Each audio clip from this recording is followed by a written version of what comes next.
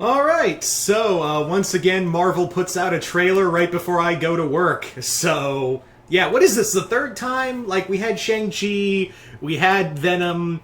Well, Venom, that was Sony, but still, it's under the Marvel umbrella. And now we have Eternals. So yeah, we finally got our first trailer drop of Marvel's The Eternals, the new Marvel movie, and probably the one that everyone is, like, strangely interested in. Like, a lot of people over at Marvel, like, a lot of Marvel MCU fans, and even some Marvel comic book fans, because there is a difference, are like, okay, Eternals, how are you going to do that? Because, literally, even though, yes, the Eternals are a major part of, like, Jack Kirby's, pantheon of characters he created for Marvel, the Eternals never really took off. Like, that's the thing, is that the Eternals were meant to be like Marvel's new gods. Although, I think they came first. But, like, the Eternals are like Marvel's new gods. But the problem was, no one really cared about them. So they've been kind of obscure every time. It's kind of like watching the New York Jets in a way. It's really like watching the New York Jets. Sometimes the Eternals are forever in the basement, but then they'll make themselves known for about a year or two, and then get beaten back down into the basement by everyone else. That's how it goes. It's pretty much, not to make that kind of football analogy, but it's literally, the Eternals are like the New York Jets in that comparison. Anyway, but not to say the Eternals are bad, it's just Marvel doesn't put out a lot of stuff about them. Really, the only thing... Hang on, let me show you. Really, the only thing of real note of, aside from the new ongoing coming from Karen Gillan, which I'm actually interested in, is this big trade of Eternals by Neil Gaiman and John Romita Jr., which my friend Chris sent to me. Thank you, Mount Vernon Kid. Thank you once again for that. So, yeah, the Eternals are going to be the one thing that everyone's going to be watching, because I've always said that I've been loving the new phase of Marvel since WandaVision, because it's been so experimental. It's been so, like, they finally have the liberty to do really strange stuff, and the pinnacle of that, I think, is the Eternals, which are, for lack of a better word, for those who don't know, the best layman's way you could say, or the thing about you could say about the Eternals, is that the Eternals are basically like ancient aliens. They are a race of people who showed up on Earth one day and are like, oh, this is cool, we'll be worshipped as gods, that's fine. And they were at war with their counters, because the Eternals were created by the Celestials. They have to fight their other half, the Deviants. Which I think we saw quick glimpses of in the trailer. I do believe we saw, like, real quick glimpses of the Deviants in some capacity. I do believe that. I think we did. I'm not sure, but I think we saw a Deviant in there or two. But really, it's more about their lives and what is immortality to people. Like, what is the meaning of mortality by the looks of this trailer? I also like of how different this is as a Marvel film. Yeah, you get some, like, generic fight sequences here and there, but really, this is more of a eye-popper of a trailer. Like, this is some beautiful... This movie's gonna have some fucking beautiful visuals. I have no doubt in my mind that this is going to have some real beautiful visuals, and I'm pretty sure, like, DC and Warner Brothers are, like, kicking themselves right now for canceling that New Gods movie by,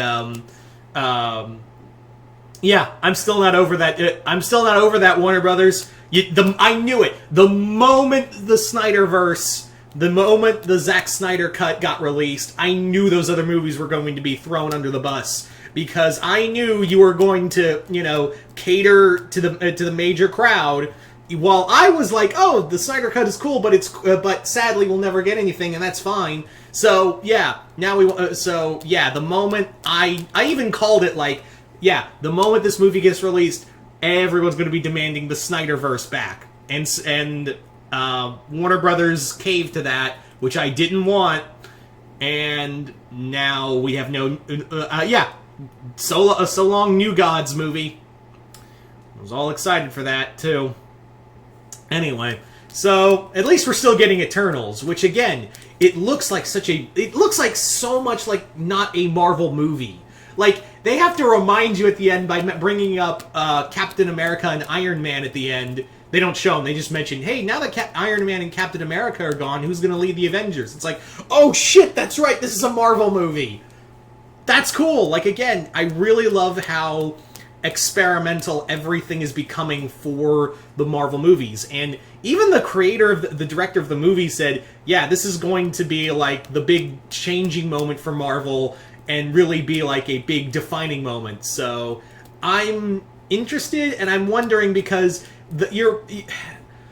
both comic book fans and, you know, Marvel fans in general are very much like, oh, you know, who? The Eternals? Who? I think I know one guy. It's Icarus, right? Right? But, yeah. And even then, that's a long shot. But still, the Eternals here is like something you never thought would happen. Like, you never thought the Eternals would be relevant, ever. And let alone get a big movie with Angelina Jolie and a few other big-name actors and actresses. So yeah, and the fact that this movie doesn't look like a Marvel movie is fascinating, like your typical Marvel movie, and I'm wondering how that well your typical moviegoer is going to go, because for so many years, they've been kind of, like, locked in this whole thing of action movie, fight the villain, you know, don't think about deep theory stuff, just punch the villain. Although you do get your occasional big, deep movies like Winter Soldier, and now, again, with Captain America and a few others here and there. But this looks like it's going to be a deep philosophizing it's a big think movie, okay? It's a big think movie. It looks like a big think movie, which I'm all for, but I don't know how the rest of your typical comic book readers and your moviegoers are going to go. So, this is a gamble. But then again, that's what they said about Guardians of the Galaxy, and look at that now. So, who knows? Maybe and again, I think Marvel has the right now to be experimental. Like, we've gotten to this point where we can be experimental and we can do other stuff outside of typical punch the bad guy storyline. And I think Eternals is going to prove that.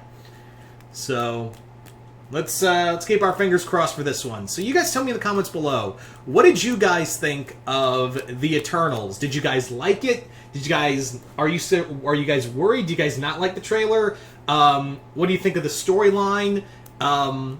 Have you ever read like an Eternals book? And if not, I would suggest the only comic you really need to read of the Eternals is the Neil Gaiman John Romita Jr. book. Yeah, just read that, you'll be fine. That's real. Yeah, I think pretty much that 7-issue miniseries is really all you need to read to get to know the Eternals. I think that's really all you need. Anyway, so you guys just comment below, let me know. Once again, I'm Mr. Multiverse. I'll see you next time in the Multiverse.